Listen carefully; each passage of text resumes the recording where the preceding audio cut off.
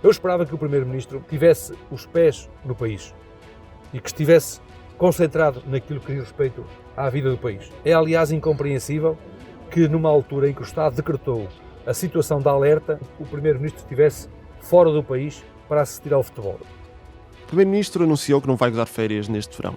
A atravessar semanas politicamente difíceis, com o Ministro da Educação a ter de prestar contas sobre os muitos problemas no processo de digitalização dos exames nacionais e as várias polémicas a envolver o passado do Ministro da Administração Interna à frente da Polícia Judiciária, Luís Montenegro ficará a coordenar a atividade do Governo nos próximos meses. Vai manter a agenda como Presidente do PSD e deverá apenas descansar alguns fins de semana ou dias esporádicos sem sair do país, segundo adiantou à Lusa o seu gabinete. A decisão surge poucas semanas depois das várias críticas da oposição, entre elas dos líderes do Chega e do PS, às viagens de Luís Montenegro aos Estados Unidos para assistir à Seleção Nacional no Mundial de Futebol, no momento em que Portugal se encontrava em situação de alerta devido ao calor e ao risco de incêndio. Estará o Primeiro-Ministro com esta decisão a antecipar um verão difícil, por exemplo ao nível dos incêndios, uma área que até está na tutela do polémico Ministro Luís Neves, ou a admitir que o Executivo atravessa um momento de fragilidade que exige a sua presença em permanência? Isto, embora garanta, como ouvimos esta semana, que o Governo está em grande forma.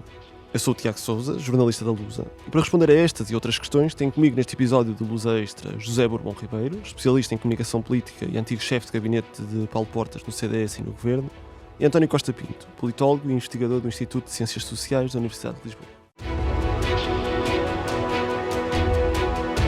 Lusa Extra, um podcast da agência Lusa.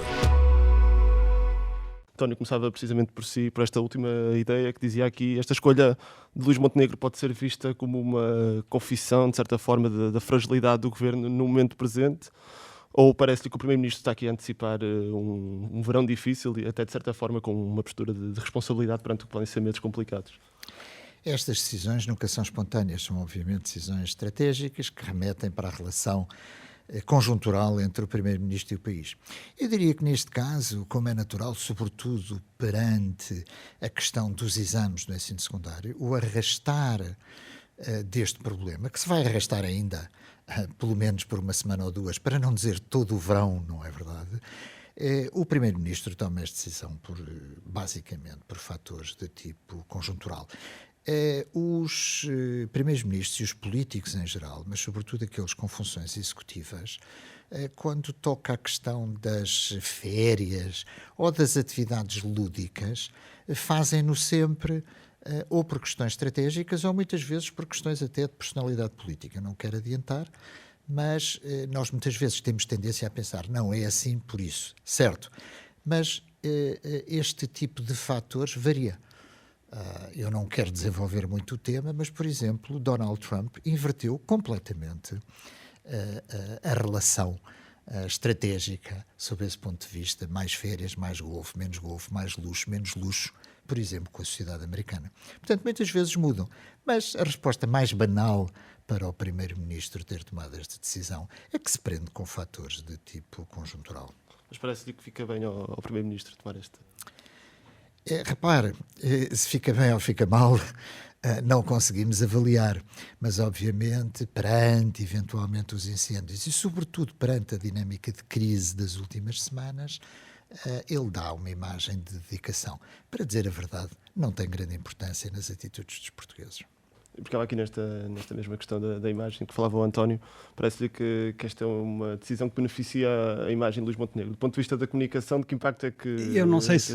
Bom dia, Tiago, professor Costa Pinto. Eu não sei se beneficia ou se prejudica. Sei que aquilo que, à primeira vista, poderá ser um gesto de entrega, não é? Eu não vou tirar férias no verão.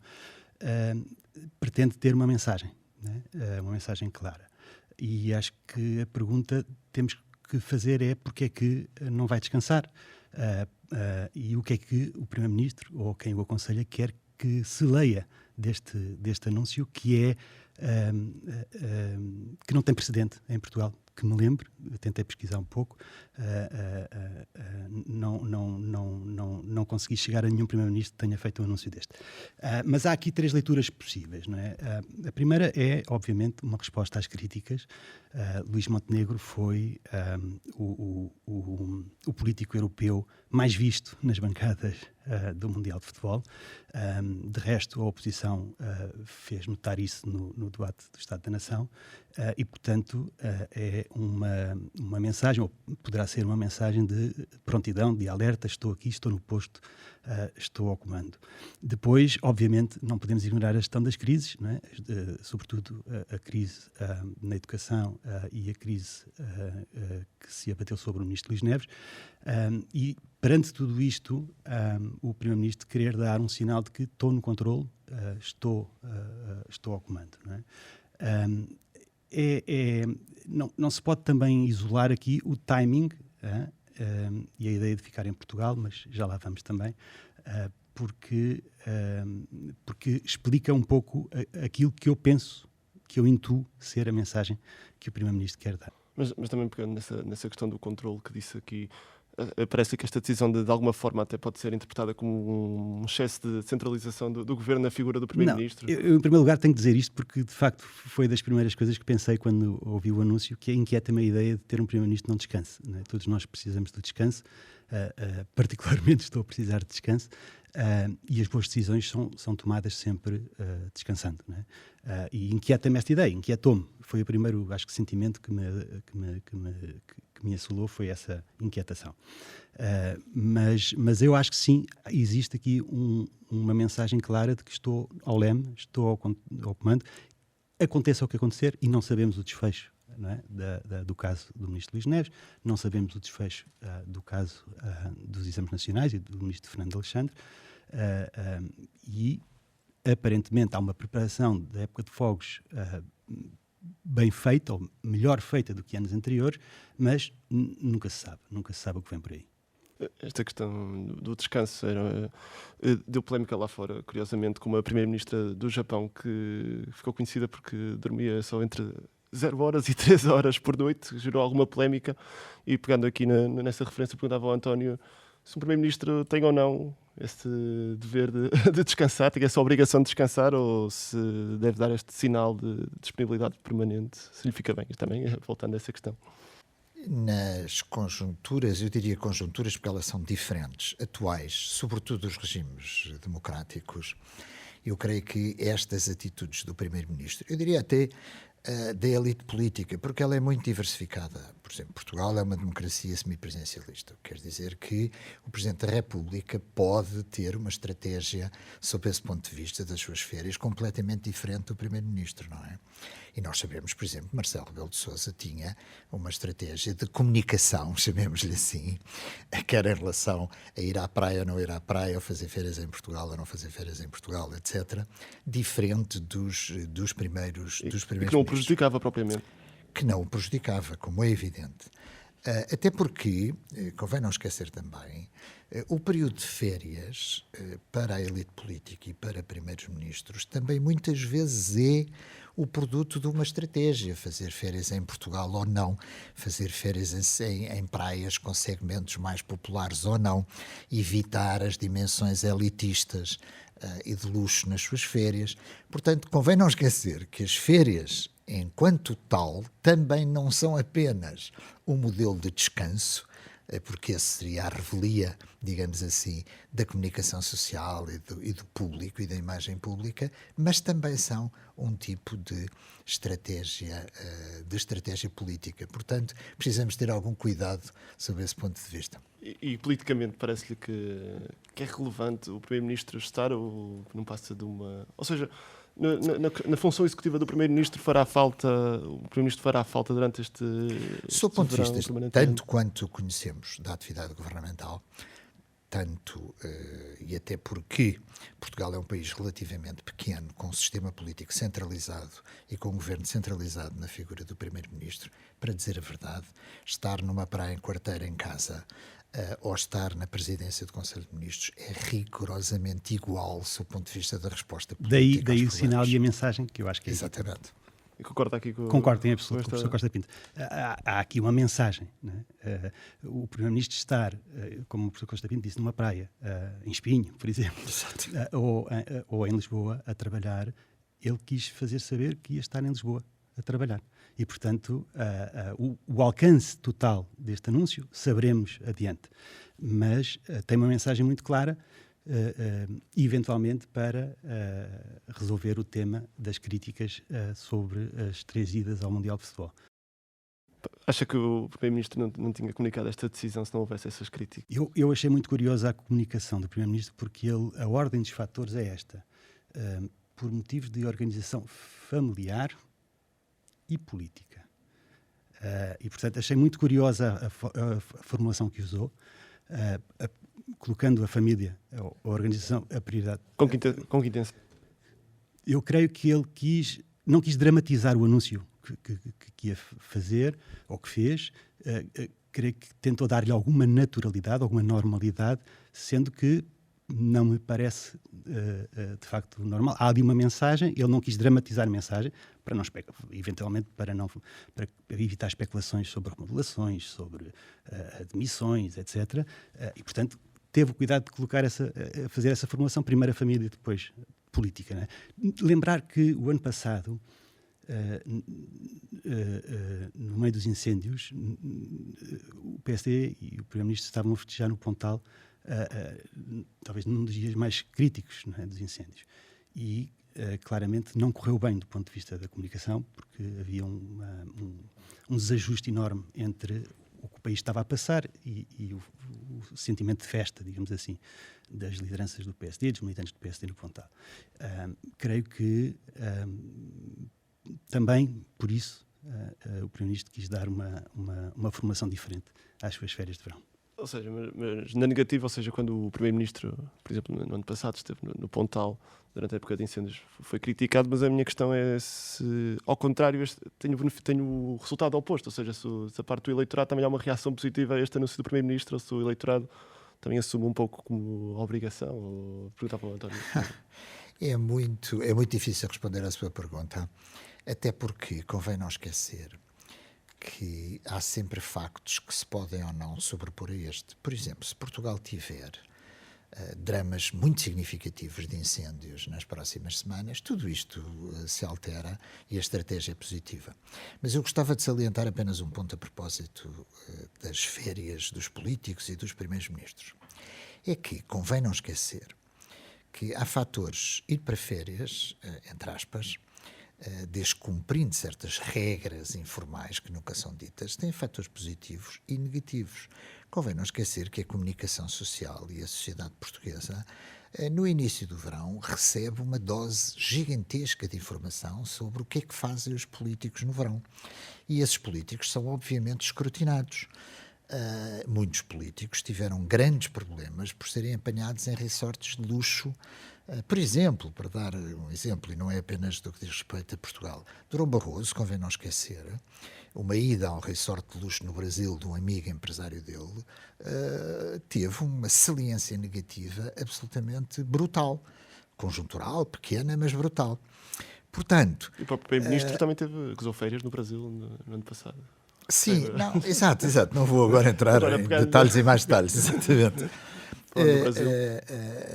Tudo isto para salientar que o ir para férias de políticos também é, feliz ou infelizmente, uma parte da atividade, eu diria, parapolítica da elite e, sobretudo, evidentemente, dos primeiros ministros. Mas então, pegando até por aí, perguntava aqui ao José, o que é que lhe parece que serão umas férias ideais de um político português, agora um líder partidário, um membro do governo, etc. O que eu creio que são as férias ideais, acredito muito fortemente nisto, é que o político mantenha exatamente o estilo de vida que tinha antes de ser político, no sentido que quem vai para o Brasil, continua a ir para o Brasil, não tem problema. Mas quem foi sempre para uma praia qualquer no litoral alentejano, de repente aparecem resorts de luxo, acho que há uma desadequação enorme. Portanto, quanto mais coerente, quanto mais for ele próprio, o político, quanto mais coerente for com a sua vida completa, e já agora, quanto mais se identificar com as pessoas, né? Ir às praias onde as pessoas vão, onde as pessoas sempre o viram. Né? Aconteceu isso com Marcelo. Marcelo não ia para uma praia qualquer. ia para uma praia do Algarve de classe média alta. Pronto, sempre foi. Mas sempre foi. E, portanto, o problema é quando as pessoas olham para alguém e dizem, não vou escolher praias, mas tu ias para a praia A e desde que és ministro passaste a ir para a praia B. Alteraste os hábitos. Não é? Isso sim cria alarme, isso sim cria incómodo das pessoas. As pessoas fazerem a sua vida de sempre. Acho que não incomoda. Se me permite, os nossos estudos da classe política ilustram isso. Digamos, os portugueses são muito desconfiados da utilização de cargos políticos para mobilidade social ascendente. Não é? Quer seja do ponto de vista da riqueza, quer seja do ponto de vista de hábitos. E, portanto, também não vou dar um exemplo, mas, enfim, se um político habitualmente tem uma pequena casa num sítio que tem as características que tem e depois aparece basicamente num resort nas Bahamas, aí sim o indicador negativo é extremamente significativo. Mais importante, então, do que um político ir de férias ou não, até um pouco a escolha. É ser quem é. É manter-se quem é. Nós estamos a fazer aqui um levantamento na Lusa, um levantamento que é habitual no verão, falamos com alguns líderes partidários. Aliás, falamos com todos, mas nem todos nos responderam de volta, mas todos os que responderam disseram que passavam férias em Portugal, férias no Algarve ou no interior do país, até como o Presidente da República já apelou. Parece-lhe que temos políticos genuínos nessa matéria, até na matéria de comunicação, que adaptam esse tipo ou é natural adaptar esse tipo de respostas ao impacto comunicacional do destino de férias escolhido. Há políticos e políticos. O que me parece importante é aquilo que eu disse, que eu disse antes. É alguém que dê uma resposta diferente dos hábitos que tem, mesmo que seja para fazer downgrade, ou seja, mesmo que seja para sair do resort e vir para uma praia portuguesa de classe média baixa, percebe-se ali um quê de populismo ou de falsidade. Não é? As pessoas procuram nos políticos alguém que pareça genuíno. Não é? E, portanto, se um político sempre foi para o Brasil, que vá para o Brasil. É ótimo. Morei 12 anos lá, adoro aquele país.